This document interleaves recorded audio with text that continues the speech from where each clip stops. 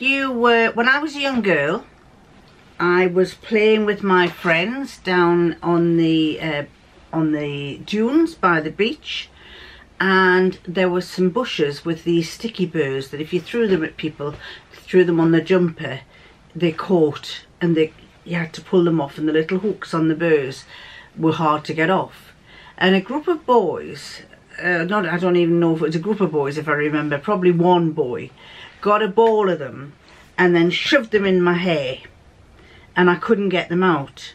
I had to go home with this big ball of burrs in my hair, and I could have just yanked it out and pulled half my hair with it, but I went home and my sister spent ages teasing it out, getting it out, and eventually we got it all out. The other alternative would have been to have got some scissors and cut it all off, and I'd have ended up with a really bad bald patch there, and I'd have been as embarrassed as anything to go to school. I wouldn't have wanted to go to school for months and months, but we did it by teasing it out. And the reason why I'm asking that is because a couple of weeks ago I had a similar situation with my sewing machine. Some fabric, I don't know if you remember the purple dress that I was making, that was for a purple Janelle dress, was a very fine jersey, polyester jersey, and for some reason it kept going through the holes on my sewing machine and clogging it up. It happened about 3 times, and I got really annoyed and frustrated with it, and I finally got it sorted, you know, but I was kind of relieved when that dress was finished. And what was happening was the fabric was chewing up, and it was going through the 3 holes, the slots on the foot plate, and I couldn't get it out. Now I could have, when I first started doing it, I was poking at it and trying to get it out with some tweezers and pulling, and it wouldn't come out. And I got to a stage where I thought, I want to really yank it out, which is what most of us get, the stage where a lot of us get to when things don't work. And that's the time where if you yank it, if you do anything serious, you could break your machine. So you have to try not to do it. In the same way as all those burrs in my hair, I could have just gone, get it out, and pulled it out, damaged my head in the process, and probably suffered for it. So I'm going to show you what happened when I had this problem. At first I tried to take it out with the foot still on the machine. Then I realised, got to get rid of the foot, got to clear, make a way, make an opening. Then I had to unscrew the plate, the throat plate, and I finally got the fabric out. Patience is the most important. Patience is a virtue. Very, very important. So here's what happened.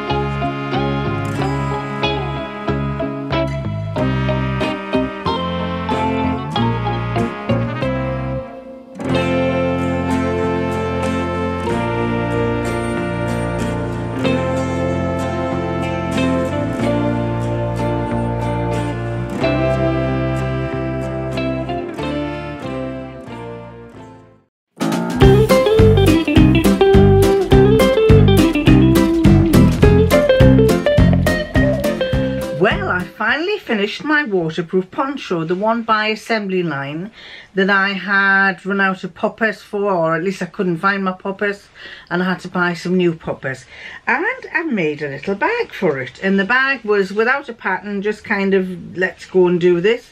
And that's the bag I've made, and I thought I'd put handles on it and then I'll have a little drawstring so that it can go inside there. I think it's also meant that it can be packed inside the pocket, but I haven't got that far. I showed you that I'd made it. I also ended up putting poppers on the pockets, which I'd forgotten to do, and it all fits nicely into this little bag. Pull the drawstrings like that, and I have a little bag. It's not very heavy actually, it's very lightweight, and I could probably fasten that onto the back of her handbag, or hang it on the handbag, or even have it so that this was one here, somewhere here, one here and one there, and I could have it like a little backpack there, carrying it as a little backpack on there. So yeah, I'm very pleased with that. I still have the other one that I've got to make.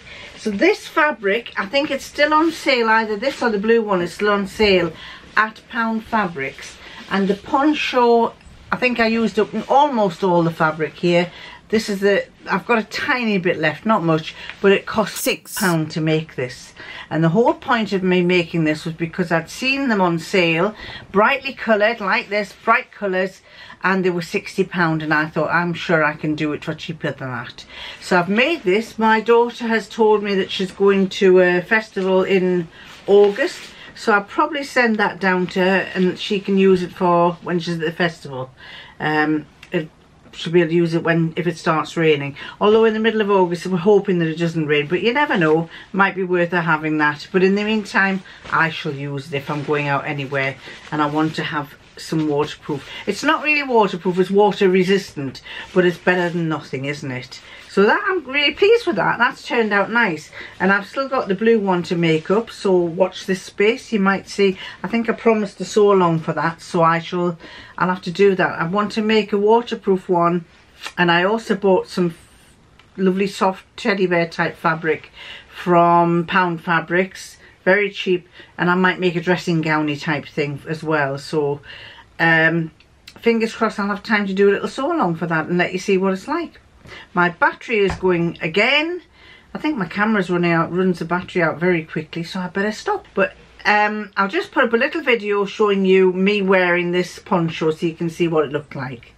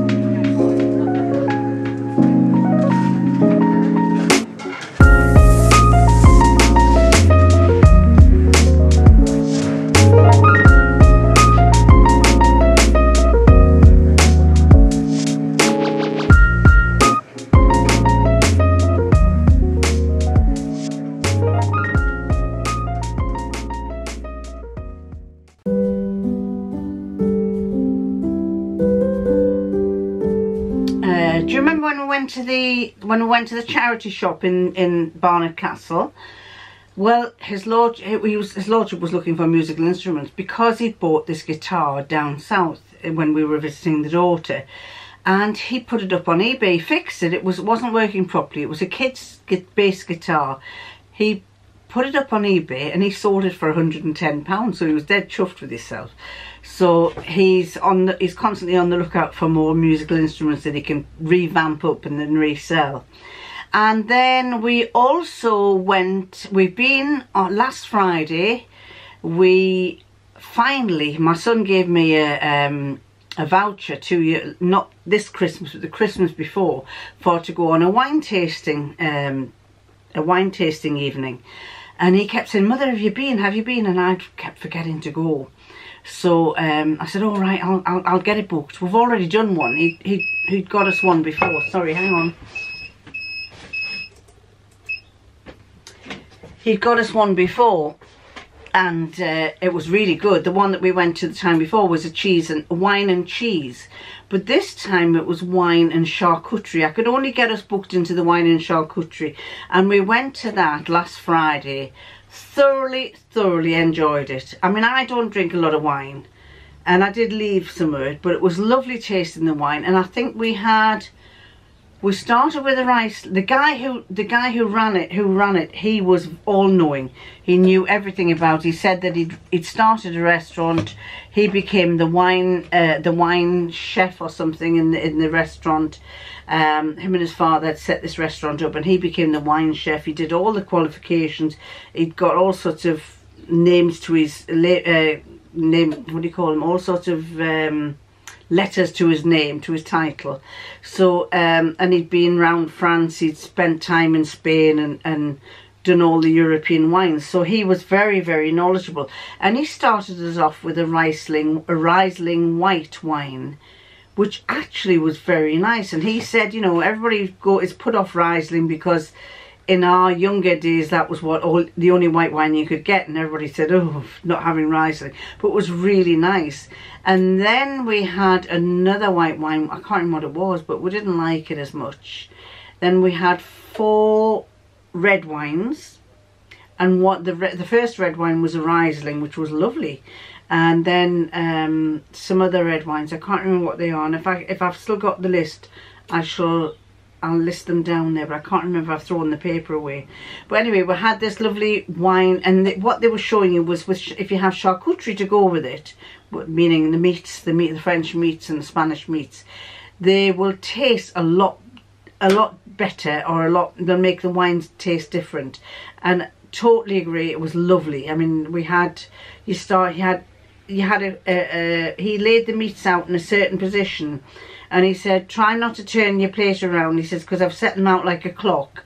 And he says, "You have that one with the first wine, that one with the second wine, that one with the third wine." And he left the pate on French bread, and he said that's going to go with the sweet white wine. And at the very end we had 2 white wines. We had 2 white wines, 4 red wines, and the last one was a sweet white wine. And when we had that, a couple of people went, "Ugh." And I remember thinking the same thing when we did it with the wine and cheese. You go, "Oh, it's horrible, it's really sweet." But then they make you eat it with a cheese, or in this particular one, it was with pate on bread, and it was absolutely completely different. They're sometimes meant to be as a dessert wine, to be eaten with something that takes away the sweetness of it. And I was really taken. I was drinking a lot more water, because the thing was I was driving back and I didn't want to be too drunk, so I left a lot of my wine. And had I not been driving back, I would have definitely had supped up a bit more, and I'd have slept well, mind. But it was very nice. I can highly recommend it to you. And the lady who sat next to me said she, like us, it was her second visit, and she said that she had done a whiskey and something else, whiskey and cheese, I think it was. She said, "Do you like whiskey?" And I said, "No, I don't." I said, "My sister does." She said, "Oh, you must do the whiskey one." She says, "It's really good." So the whiskey one sounds, what she was telling me about it, it sounds if it's a really good one, a good evening to go to as well. I'll put a couple of little snippets up of I had to take quick little brief videos of it, so I'll let you see what it was all about.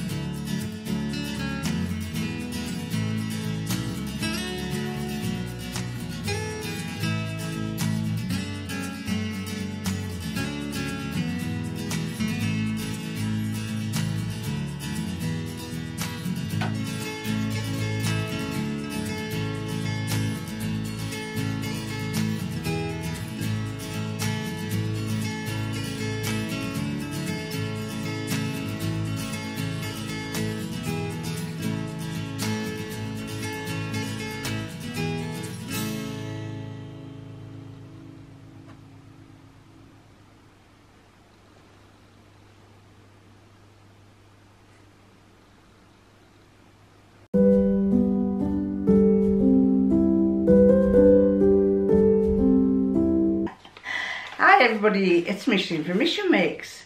I have been sewing again, and this is what I've been sewing. Now then, this, I was browsing through eBay. I can't remember why I was browsing through, and I was looking at a pattern. No, I can't remember what I was browsing at, but you know how, if those of you who use eBay, if you happen to look at something, they keep popping other things up that are very similar. So I must have looked at a sewing pattern, or something to do with sewing patterns, and then this pattern popped up, and it's not new. Well, it was a one that was unused, but it's not from the recent catalogue, and it's a Butterick. It is Butterick B4986, and that's the Butterick B4986. And I thought, ooh, that looks rather nice, you know, being as I'm into this kind of crossover type thing here at the moment. I thought that looked quite nice, and I quite liked the longer one.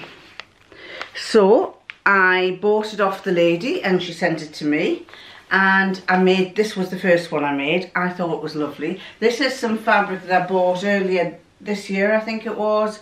I bought about 4 or 5 pieces, and I decided, right, I made this and I liked it so much that I thought I'm going to use all those other pieces and make the same pattern. Slightly varied though. So the first one I did was just a one with ordinary like this, just a straight one like that. They also give you the pattern for the under, I'll show you there. They also give you the pattern for the little bodicy, little tank top that goes underneath. But this is just a black top that I have. And so the first one I did was this one without any collar. Then I tried that one on 2 of them. I liked it, but do you see how even in the picture it looks like one slightly lower than the other? You've got to keep pulling like that at the bottom half, because basically it twists through. There's a little hole in one half, twists through the other half. And because of that, when you've got a collar on it, you keep having to pull that to make that collar go down. It's probably not that noticeable, but when you're trying it on, you think, oh, that's slightly lower than the other one, so or that one's slightly lower than the other one, so let's pull that down a bit. But so I did that with 2 of them. Did that collar with 2 of them, and I liked those. My favourite one is this one, and I've just been trying them on, so they're all over the place. And this one, I think that's a lovely colour, that one. And that one, as I say, that one has the collar on, the stand-up collar. So the first one I did was this one. Then I did 2 with a stand-up collar like that in the longer length. And then the last one, which was, no, the last 2, which were these two. I'll just hold the fabrics up to let you see. Those 2, the bluish one and the pinky one. I was going to do this down collar there.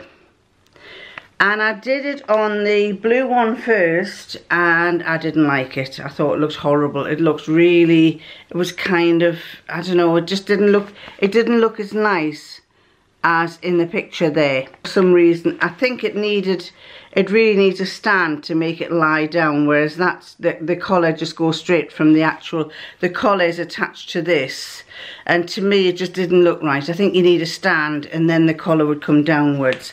So I took it off, and I just decided to do the last 2 just as a plain version like that.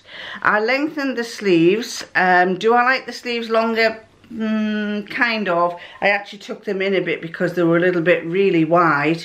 I just basically continued the length down. Took them in a bit. They're not too bad. I have been wearing them with a longer t-shirt, a black t-shirt underneath, and that looks a bit better. They look a bit like a penny in a sense, but they're fabrics that I just wanted rid of. I shouldn't say I wanted rid of them, but they're fabrics that I bought and I wanted to use up, and as I say, I'm using them all up. I've made 1, 2, 5 of these tops. All of them I like except one. I'm not keen on this one. I will wear it, but I feel like they all remind me of pinnies, to be honest, but I'm not so keen on that one. It feels very comfortable. So I shall be wearing these in the springtime when it gets a bit warmer. in the springtime. As I say, I'm just wearing a little tank toppy type thing underneath at the moment.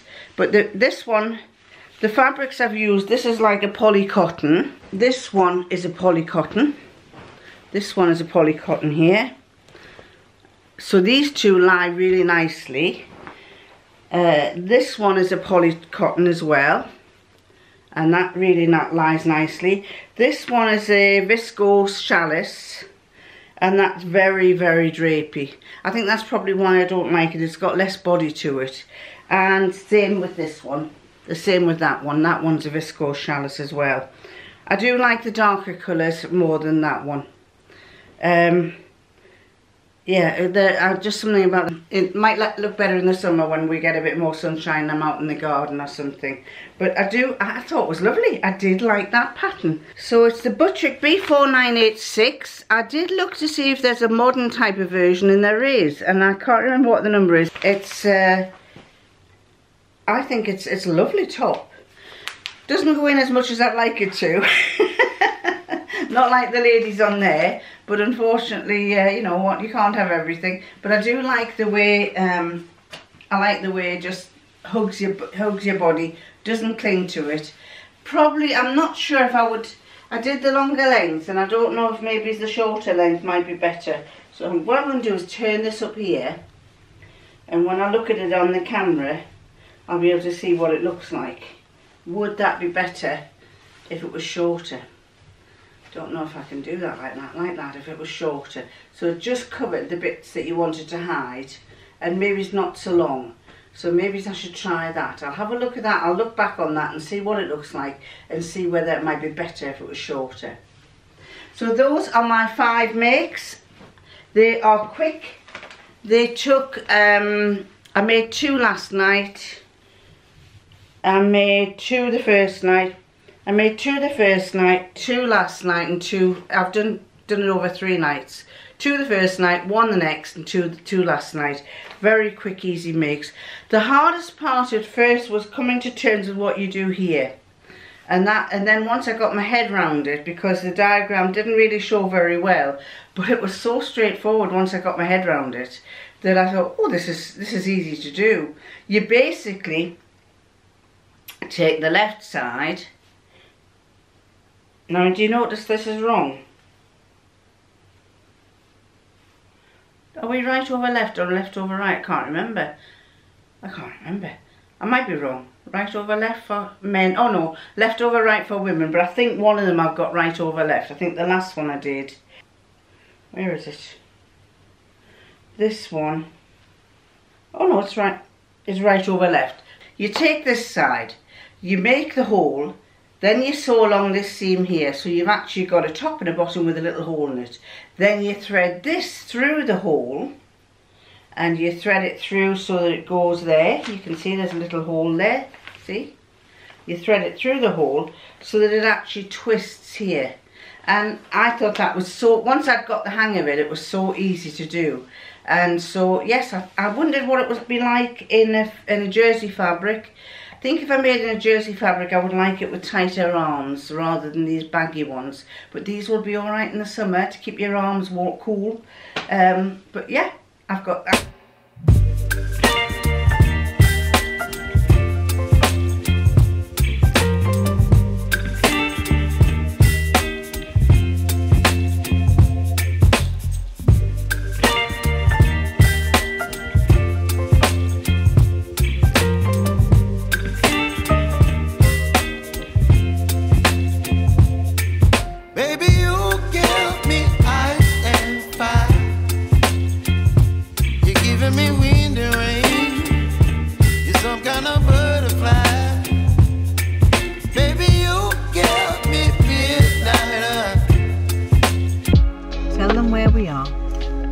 We're in the car. Tell them where you brought me to. I brought you to a very famous castle. The oldest castle in the country, nearly, that's still in one piece. There are lots of older ones that have fallen apart. There's a lot of castles in one piece. Yeah, but it's older than Carnarvon Castle. Is it? For example, yes. All right. So, anyway, built in the 1600s. we've just driven into the entrance, and what did you say. Well, last time we came, we drove here and we were stopped by locked gates. And a very kind lady sat outside, given the job of telling everybody that they were closed for the day for a private party. And I tried saying to her, well, I'm the host, but she didn't believe me. So we had to go home again. So today we're out, the sun's out as well. Sun's out, yes. The temperature's at least 6 degrees warmer than it was the last time we came, so that's a good thing. And we're going to have some lunch. So he said to me, do you fancy going out to Raby Castle? And I kind of went, oh. Not because I didn't want to go to Raby Castle, but because the other day he said, do you fancy going to Barnard Castle? And I'll take you out for your lunch. And we didn't go. So we got to Barnard Castle, we wandered around Barnard Castle, we didn't go for lunch there. We tried to go at the and so then he centre. said, I'll take you to the garden centre instead, we'll go for lunch there. We'll go to the garden centre. He walks to the entrance of the restaurant and says, right, we're not stopping there. Why? Because it was absolutely heaving. There wasn't tables, a spare table. But he doesn't do busy. So we came out of there. He says, I'll take you somewhere nice for your lunch. So we drove the long way home, and I'm thinking, oh, we're going to go to one of the pubs for a pub lunch. We went home, didn't we? We went home.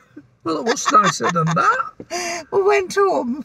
Well, that's nice. So when he said to me... There isn't a nicer place to have a When lunch. he said, I'll take you to Raby Castle and we'll have our lunch, I'm thinking, yeah, that I know what'll happen this time. Well, relative to that, today we're slumming it, aren't we? We're slumming it, why? Yeah. Well, because we're at Raby Castle, we could be at home. All right. Well, we've had our walk and it was lunch. Very windy. Can you tell by his hair? Yeah, very windy. And had a lovely lunch. Just sandwiches, but he kept saying 3 times. The mechanized sandwich. The mechanized sandwich here. The mechanized sandwich. You have to translate for the Yankees. The mechanized sandwich. That means they make a nice sandwich. The mechanized sandwich here. Yorkshire. Yeah, that's Yorkshire. No, you go Yorkshire. It's not Yorkshire, it's Yorkshire. The 2 girls on the Leeds on what do you call it? Gogglebox, they say. They talk like that. No, they're rough birds from Leeds. Aren't they? They're nice. Well, they might be nice, but they're rough. And they come from Leeds. They come from Leeds? Leeds has its own accent. Right, okay. Which is awful.